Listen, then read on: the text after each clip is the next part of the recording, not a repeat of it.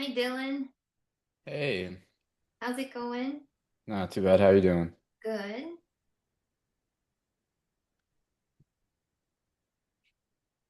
We're just gonna give it a second here.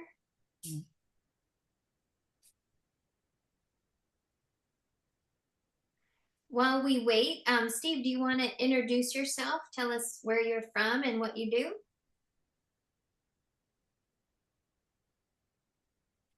Let me see if I can unmute you. Mm, there. How about now? All right. You can hear me now, I guess. Yes. Okay. My name is Steve Kodad. I live in Sarasota, Florida. I, whoops. You're good.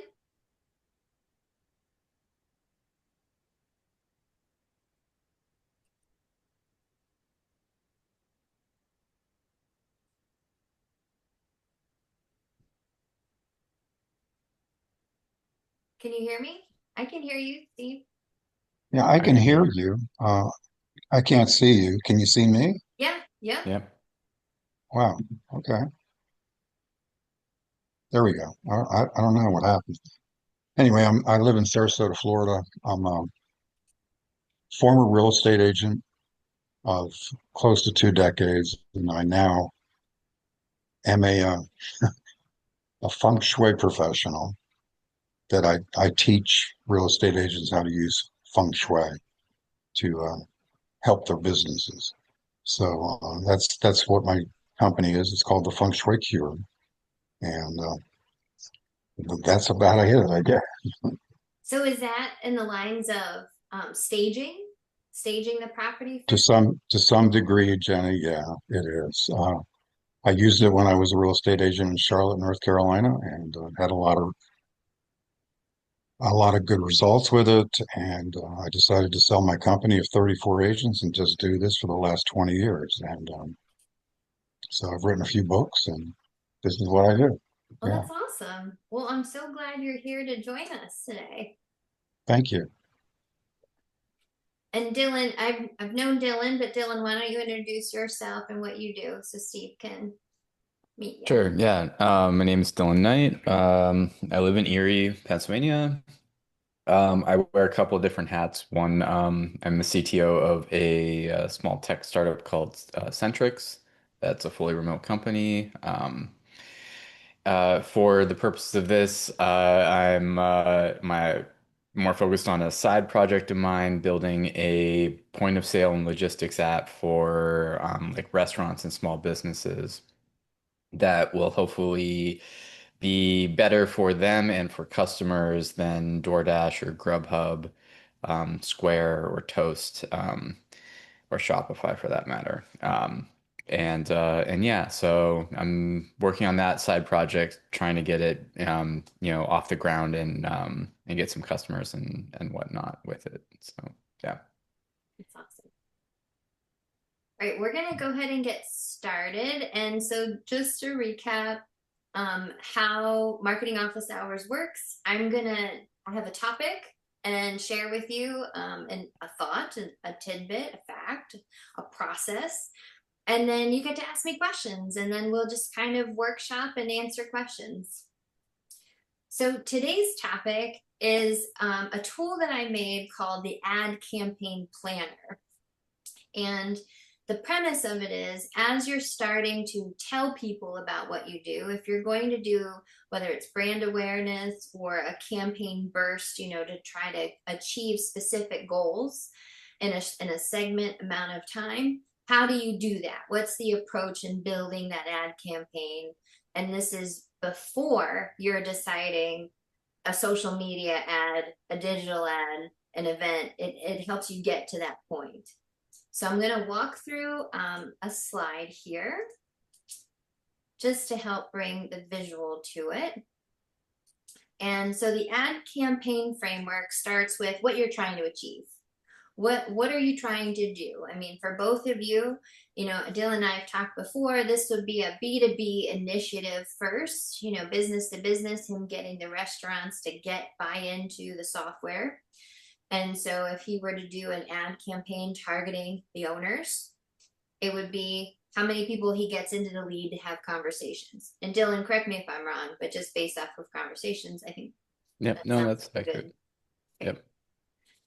And then for you, Steve, might be getting brand awareness, right, of what you offer. But if you Right. need to get sales right away, it might be, hey, I need, I'm not sure how the services work for you, but if you need 5 new clients within the next 2 months, then you're hoping to achieve, 5 new clients. But maybe that means you need to talk to 20 people before you get to the 5. All right. So really trying to stop first and think about what am I trying to do? So that's number one. So that's setting goals. The next step then is, who are you needing to do this with? So I've just said with Dylan, it's B2B, he needs to get in front of restaurants. You, Steve, it might be real estate agents, right? Or I bet you could Totally. go to offices though too. I bet you could get like a professional feng shui service line, maybe. Just shooting off the cuff there. But really defining who the ideal target audience is. So now you've set the premise of, here's what I'm trying to achieve, and who do I want that to happen with? Then the next step is the journey, and that's a big one. And this is where I start to break it down I'll come back to it. Journey is a bigger one, and it's more about, you have this message, you want to put it in front of the right people. What do you want them to do? Do you want them to click and download the app? Do you want them to make a phone call? Do you want them to come to an event? What's the action that you're asking them to perform? 1, to get into that gateway, and 2, then what happens after that? So really identifying the customer journey once you attract them. Then the next step is identifying the budget. And oftentimes this is where people freeze because they're just not sure how much to spend. And if you're setting clear goals from the start, setting a budget could get easier. So if you know that, I'm going to make up the scenarios. So Steve, let's say 1 new client is $100 and you want 5 clients within a month. That's $500. How much of the 500 are you willing to spend in order to get the 5 people? And if you don't have the capital ahead of it. So oftentimes when we work with digital teams, digital ad placement teams, we look at what's the cost of acquiring 1 new customer? How many leads do you need to get the 1 customer? And then we start re-engineering that number backwards to figure out how much spend do you need to get in front of the right amount of people, to capture the right amount of leads, to close the right amount of clients. So with my digital team, we work backwards, and we don't judge numbers, and it's all equation based. So goals, who, what do you want them to do, and a budget. Then the next one, once we know those, now we can decide what tools do we need and what placements we need. Is it radio? Is it TV? Is it a landing page? Is it buying a list? Is it an event? Like all the types of the tools, we can now start to pick based off of your budget and who you're trying to get in front of. Then we also have to align the team. Who's going to be in charge of managing those tools, because that's where your leads are going to come in, and they're going to be the ones that are going to do something with those leads. And then you have to set a time frame, and that kind of goes parallel with the budget, because you can't spend $5,000 over the same time period. Like let's say if you have three months of this campaign, $5,000 over 3 months is quite a bit different than 4 weeks. So setting a time frame to align to maximize your budget is going to be another key way to make the marketing work smarter. And then if you set up this journey correctly, or this framework correctly, then you'll be able to capture results both with the people audit and with the tools in place and placements. So this is the 50,000-foot view of how we approach building an ad campaign. And what I have for you, if you'd like it today, is a little template. And so the template breaks down exactly what I just did of what are you hoping to achieve, Is it the brand awareness? Is it growth in sales or something else? What's the message that you want to communicate? Who is going to help you with it? What tools do you already have in place, and maybe what you need? And what other channels are you going to use? Then we go into budget, time frame. This will help you break down that who. So again, if you have a budget of $5,000 and you want to attract restaurants across Pennsylvania over 4 weeks, 5,000 might not be enough to hit the whole state. And now you have negotiating power and data for when you work with the digital teams, saying, well, here's what I'm trying to do. Here's who I want to get in front of. Here's my budget. Here's my time frame. And they'll help max it in order to get in front of these folks. And these metrics here of a persona are all some of the key queries that our digital teams, and when I say digital, that's a whole myriad of different vendors, down to your, if you place your own Facebook ads, but you can place by geographic, age, gender, education level, household income, job titles, and interest, and other. So for instance, we launched this campaign just last month promoting in-home senior care for private pay in-home services. And private pay means now you have to have cash. This isn't coming from a subsidized service. And so we're targeting age 55 and older. We did have a very statewide reach here for Geographic, but what we said was the top 25% of household income. And so now that means we're trying to place those ads in front of the people that are buy ready and have the means to buy, versus wasting that ad spend on someone in the bottom 25% who can't afford it.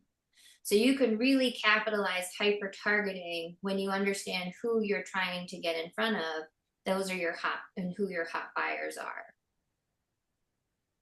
Then the last piece is just, what do you hope will make this campaign a success?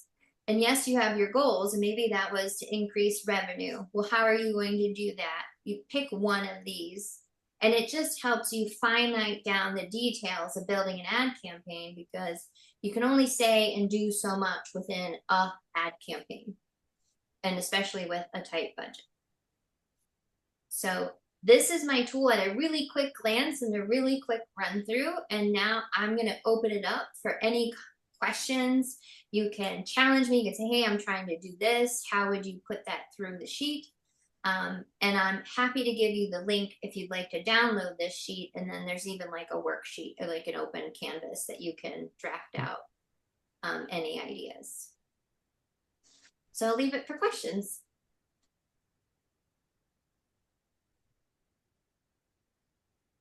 Well, I use LinkedIn Live myself a lot, Jenny, and I guess I'd like to know how you feel it works. Do you think that it's been very profitable for you?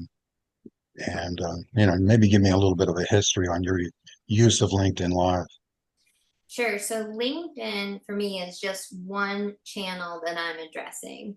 It's helping me reach further than my geographic seat here, as well as I can't get to every event, right? And so I've invested in LinkedIn Sales Navigator in order to find the job titles of the people that I'm trying to get in front of. Okay. So, and in that, I don't, if you've watched my public posts or if we've had messages together, I'm not selling anything yet, right? I'm only trying to build relationships and to set some authority that, here's what I know, here's what I do.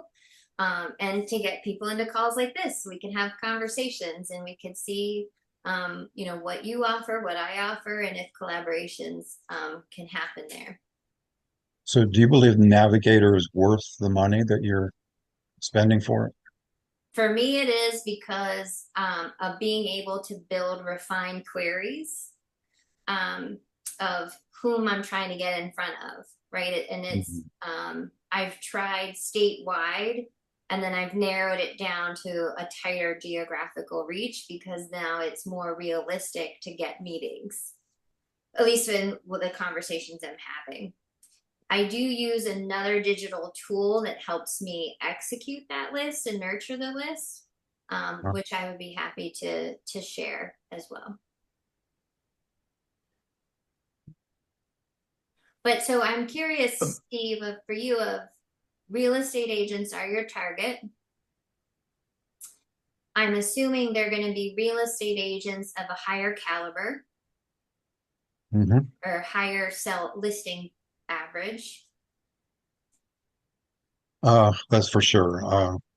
When I do a search, and I am a premium user, I have been for a long, long time.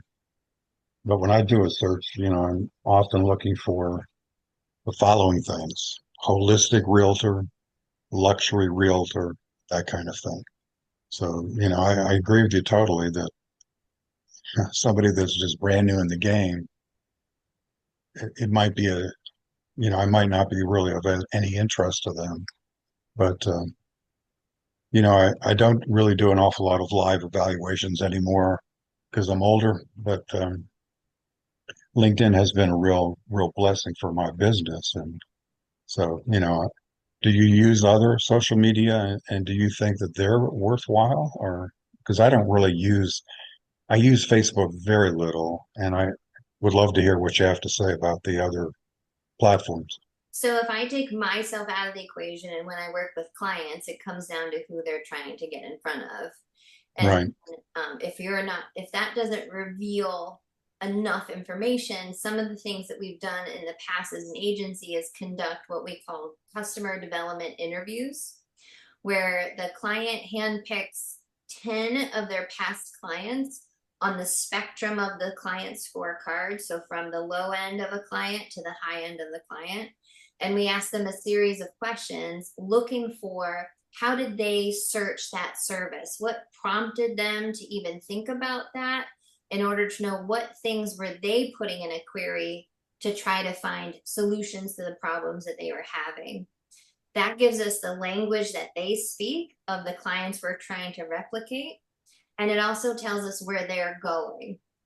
And now, as far as real estate agents in LinkedIn, I think that's a geographical and community difference, right? Like here in Northwestern PA, our real estate agents, and I've been in the real estate marketing business for quite a while. They love Facebook. That's where the consumers are. That's where they're looking for houses and want to see that they sold and that they have an open house and all the things. But you're gonna also then in there get the spectrum of level of agent, right, from the bottom to Mhm. the top. And so I think it would be interesting to kind of narrow down who's your ideal prospect in that agent seat. So you're in northwestern Pennsylvania too. Yes, yep. Dylan and I Okay. are both in Erie. Well, I grew up in Lock Haven, so Oh, cool. yeah. I'm gonna try to find you. I'm gonna stop this version of sharing because I have this really cool slide. Hold on, let me just stop this and get back here. I use this analogy of ponds. Dylan, I don't know if I've used this with you or in our past chats, but let me see. Well, while I look this up, does that help answer some of your questions? It does. Yeah, definitely.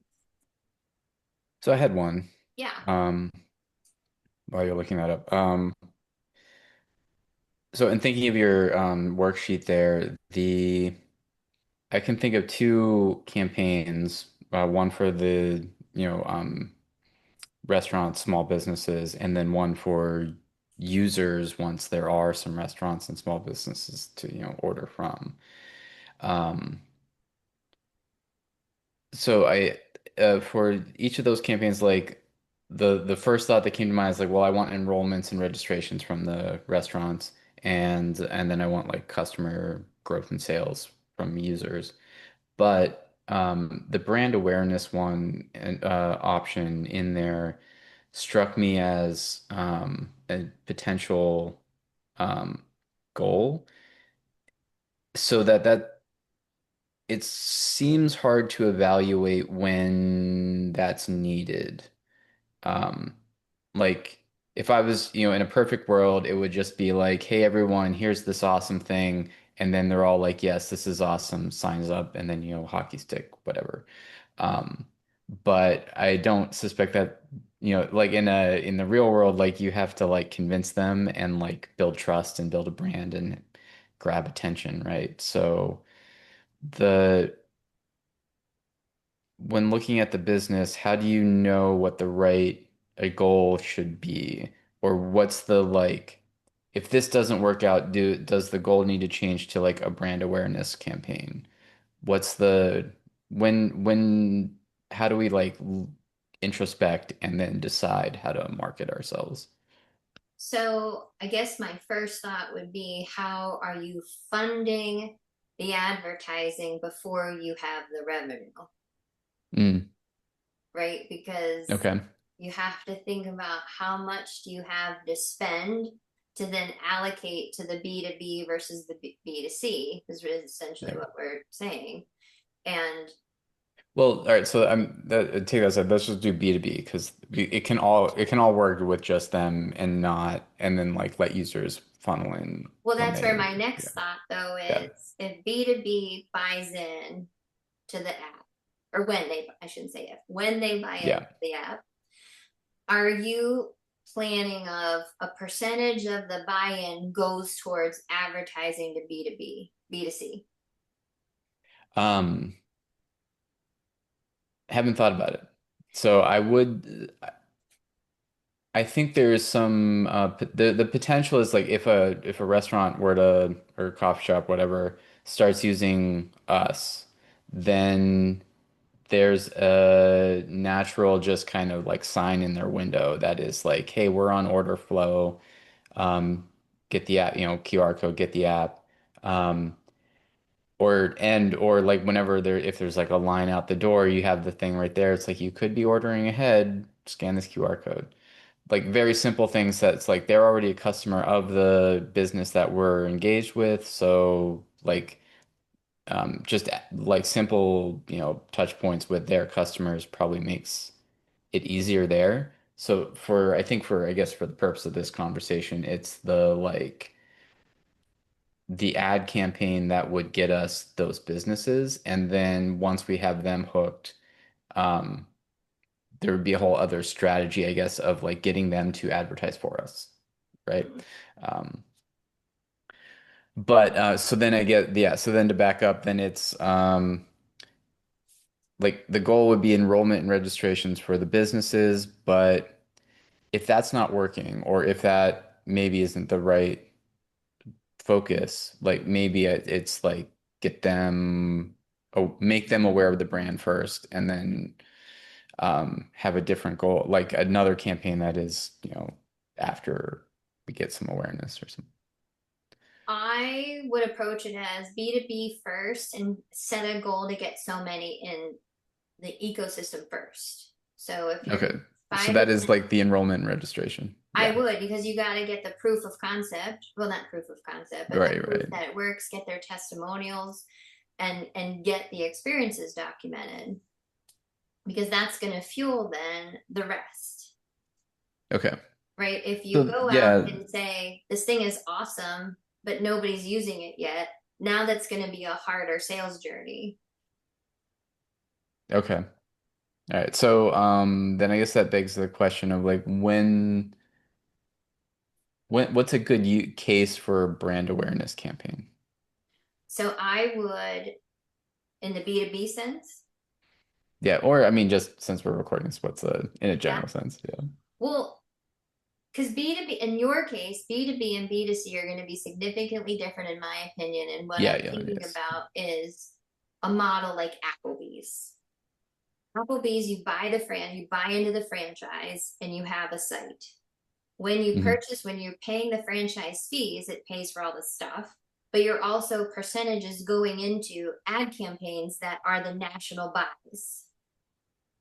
And All so right. they're doing SEO, TV, radio, like, and the bigger expensive purchases versus then on site on the local Applebee's, they can customize the menu a bit, or they can sponsor local teams, or they can do more localized efforts, but they're already paying in to have bigger advertising done. Gotcha. And some Okay. Applebee's here will even add more investment to those buys, and they reuse the corporate buys and add a local spin on them. So Okay. when I think about that for your restaurant who has this app to offer, the app is doing some brand awareness in that geographical area, but then, and that's fueled by their fee or part of their fee. Right, right. Yeah. But Yeah, that then makes you sense. give them the toolkits for them to localize it and for them to hit for their local sphere. Does that make sense? Okay. And here's the Yeah, great, yeah. I'm sorry, Dylan, I cut you off. This is the pond analogy, and I think it works for both of you. So if I start with Dylan, the ponds are where your hot prospects are. You know, where are the restaurant owners going? Where do they go to find information to better their business? What publishers, what events, what organizations, what trade shows, what associations, what memberships? And essentially you're identifying where they're going to better their business in this case for Dylan. And the same for you, Steve. Where are the real estate agents going to get more business advice, to do better business, to make more money? Start there, because those fish, that's your buyer, they're going to now these larger ecosystems, these ponds in which they trust. So for you, Steve, it's the National Association of Realtors. You know, what are the events that they're doing? Or down to your local level, you know, like we have Greater Erie Board of Realtors. What events are they doing? So now you've identified the fish and what ponds they're in. Now the bait is what's your, what I put here, your irresistible offer. What's the ask? What are you trying to hook that fish on? And this goes back to that ad campaign planner, right? Like, okay, I know nothing about fishing. The only thing I do know is I grew up on a golf course. I would steal bread from the kitchen, put it on my hook, and throw it out to the pond. That's my extent of fishing. But so I could put bread on it and I get what I get, right? But I know as I grew up that there are specific fishing lures to catch specific kinds of fish. So what's the bait? What's the lure to get that type of fish that you want in that big pond? And that'll help you cut the noise. That'll help you be the authority. That'll help get attention. That'll help build awareness.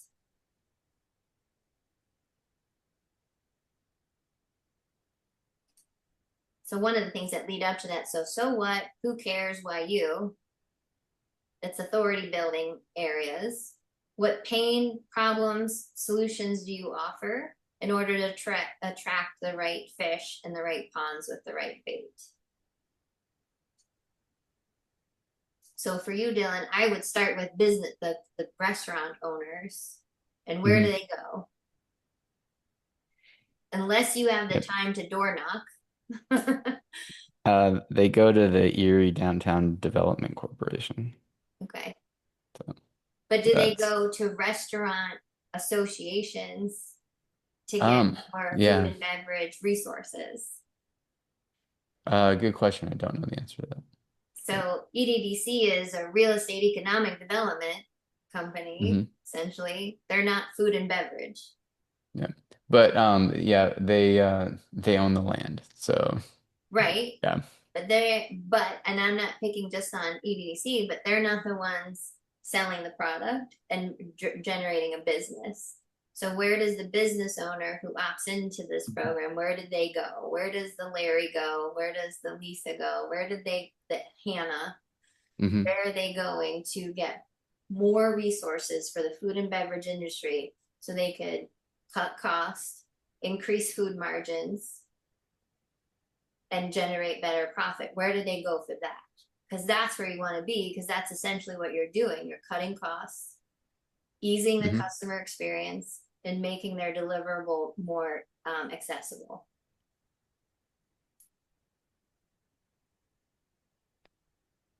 I will find the answer to that question.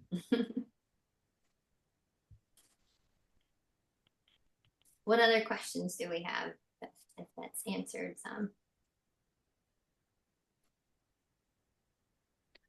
Maybe Steve, how do you attract clients today or new clients? Well, I do it differently than I used to do it. I actually did do a lot of speaking around the country for associations, and but I do most of my contacts now on LinkedIn, and you know, I have close to 21,000 connections, and probably 70% of them are real estate agents. I was going to ask that. Yeah, good. Yeah, and so you know, I do posts that are directed towards them. I do LinkedIn lives. I'm doing one tomorrow, for example, and so that's really the way I do it now. I really don't leave my house too much. It's too hot anyway to go outside. Well, so in that case, Steve, like you're networking, even if it's digitally networking, right? Right. And you're doing digital engagement because we know LinkedIn algorithms want you to be active and commenting and posting and all the things. So, do you have a website for the company? I I do, and it explains my new business model now, which I'm opening up tomorrow, where I'm going to be training real estate agents one on one using feng shui and helping them to prospect and stuff like that. So, you know, it's just sort of a new start for me. And I have my own certifications that I give out. I have my own feng shui school, actually, but I'm going away from that right now. And so I'm wedding together real estate and feng shui in a way that I think is very helpful to people. And, you know, hopefully I'll get some people to, you know, be interested tomorrow. And yeah, but it's basically mostly just done on LinkedIn for me at this point. So I think it would be interesting, and I love data. So that's where this question thought is coming from. Of from the real estate agents you've served in any capacity in the feng shui service in the past, to collect from them a few different points of metrics. One, what were they hoping, what were they looking for that led them to come to feng shui? Number one, because all those words are going to be really juicy, and I'll come to that in a second. And number two, have you captured before and after experiences? And do you have video to show the transformation that happens from being in a more well thought out space? Right. I need to Yeah, jump I off do to do, another meeting, so I'm Okay, Dylan, sorry. I'll see you Yeah, later. later. okay. You know, so I do video already and all that kind of stuff. Um, you know, I'm doing okay, but I'm like anybody else, Jenny. I just want to do a little bit better. And Sure. it's sort of more of a hobby than anything at this point. Uh, you know, I've been semi-retired for probably 15 years now, doing primarily this. And so, you know, I really like the hunt in a lot of ways to try to find people that are interested in what I do. So, um, so So I anyway, guess we'll that see. would lead to good questions of, if this is the hobby, how much does the hobby want to grow, let's say in the next 6 months? Yeah, of course. Yeah, yeah, yeah. I sort of look at this as my last stage, probably, and we'll see how it goes. Mm-hmm. But I'm always open up to try to find some new ideas, and that's why, you know, I'm showing up and just trying to find a new way to, you know, to get the word out. So I think, in the digital landscape these days, YouTube and podcasts are a growing, are here. They're not growing anymore. They're here and they're Right. dominating. but it's a slow moving growth tool. Like it's not like you start it and then all of a sudden Mm-hmm. you're inundated. And there's all kinds of different behaviors to use those tools for the intent.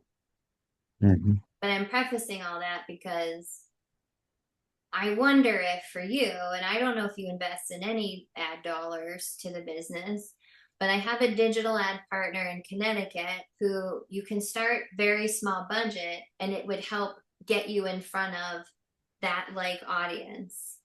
And so as you're doing the one-to-one connecting, to have your presence come through in other channels will reinstate the level of service that you offer.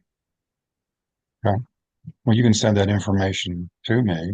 Yeah, for sure. I know when I registered, I gave you my email. So, yeah, I'd love to look at it and contemplate it. Yeah. So, yeah, it sounds Yeah. good. Yeah, that'll be great. They'll audit your site first and they'll do like an AI driven scorecard. But Okay. I'll also do an email introduction to you to the main contact, and you can have a conversation with them about where you're at, and what you're trying to attract. Okay. All But right. I think that would be a great place. And then again, back to my data brain is, and where did you say you are again, based out of? Sarasota, Florida. Sarasota. Yeah. So, how many brokerages are in your area? A lot. A lot. Uh, Florida has a ton of real estate agents. I actually even teach CE for real estate agents. Nice. So until last year, I was traveling around the state doing that kind of stuff. I have two CE classes that I give, and so it's just another way to get my name out and what I do. So, Okay, so you've already I've got tried the a lot of, bonds. yeah, yeah, I do. And there's a lot of real estate agents there, and the state in Florida is also hurting real estate wise. I know Pennsylvania's doing better right now than some states.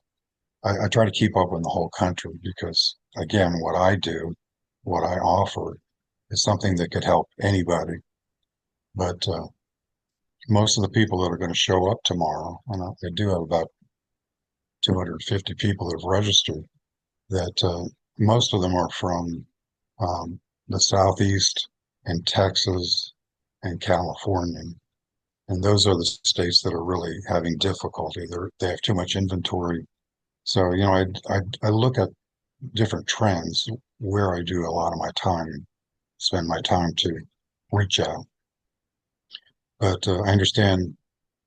Again, you might be. I'm not sure about this, but Pennsylvania seems to be doing okay, and the Northeast, for the most part, is still holding their prices pretty well. But a lot of the country's hurting, and because of the tariffs and because of interest rates and because of insurance costs. And here in Florida, we have a problem with hurricanes, and we had a real bad year last year, so people are more frightened. So again, I have to keep my finger on the pulse of certain parts of the country. Do you use ChatGPT or some kind of AI at all? I'm using it a little bit. I'd love to hear what you have to say Yeah, about it, because but I, I'm thinking of um what I would prompt it, right, with something of what geographical communities are holistic,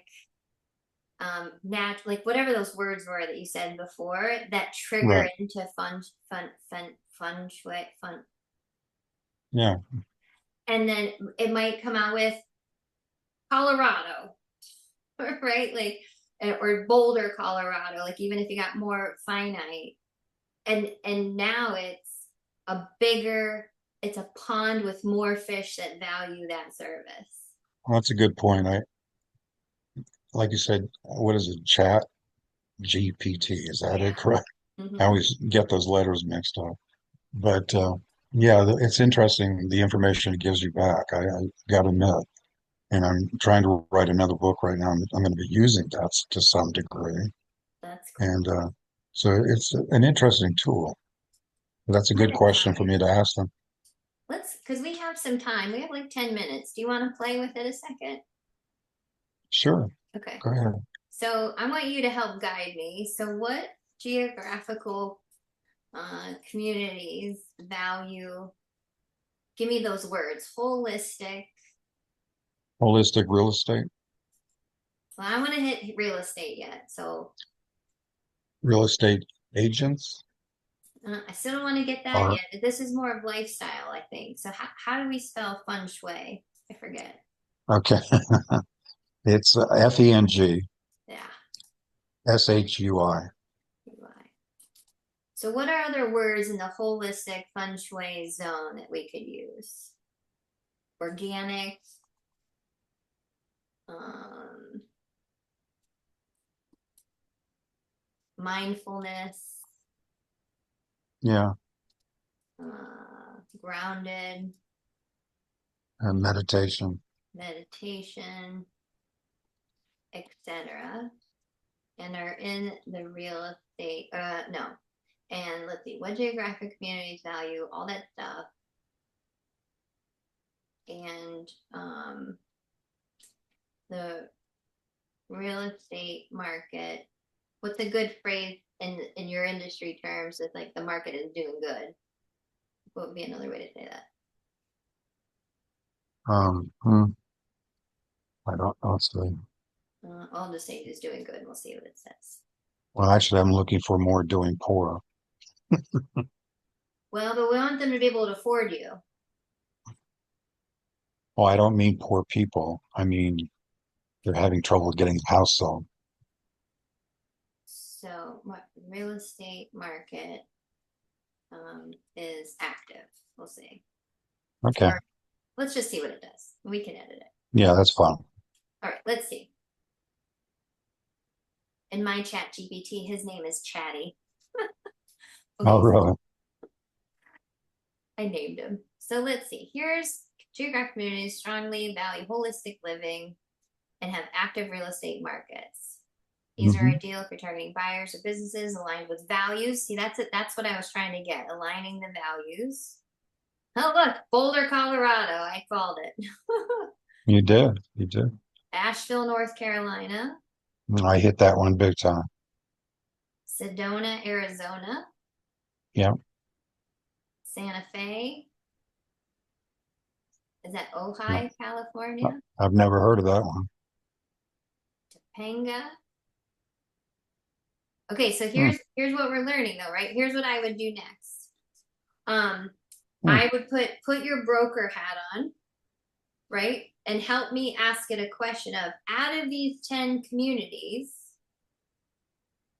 how do we now try to drill down? We've identified 10 communities that have the values in which your service aligns. How now in the real estate business mindset do we try to figure out which of these 10 have the type of real estate market status you want to be in?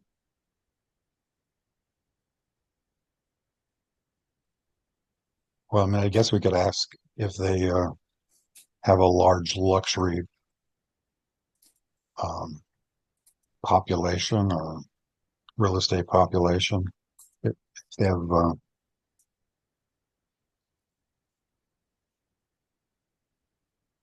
Like that? yeah, let's try that. Let's see.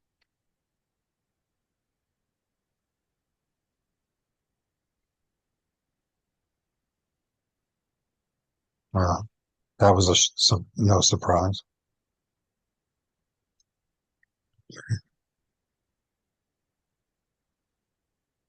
Hmm. I'll have to look up this one. I think I can send this to you, Paul.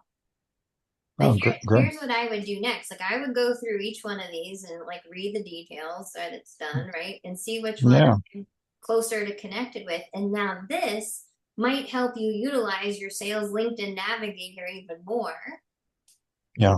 right? So now we can do this. Okay, great. Thanks, Chatty. I always have to give him props. If I'm using LinkedIn Sales Navigator and pick one of these communities, what is a good, no, what are good search criteria for me to get connected with, and you want to go right to agent versus broker, right? Yes, yes. Hmm. Top agent. Okay, thanks, Chat. If I'm using LinkedIn sales, I pick one of these communities. What are good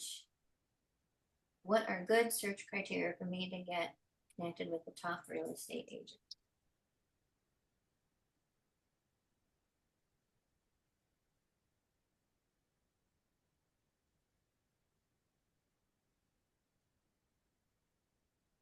So he did Geographic.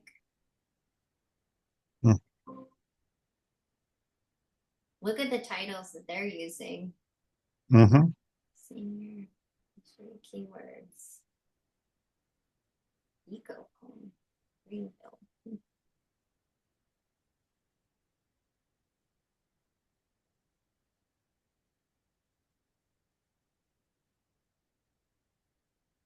They went further. When you find someone promising, open your message like, "Hi, Susie. I love how your work in Santa Fe blends luxury real estate with the kind of intentional wellness center lifestyle that so many buyers are craving right now. I love to connect. Your niche aligns with some unique marketing and storytelling strategies I'm building out for purpose-driven agents and boutique." Oh, that might be thinking about me now of what I'm selling, but Good. so I'm gonna see if this whole thing will send to you all. Yep, create a link. I'm gonna copy this and I will send that to you. Fantastic. And I'd love for you to get back to me of how it worked. Like, what did you do with it?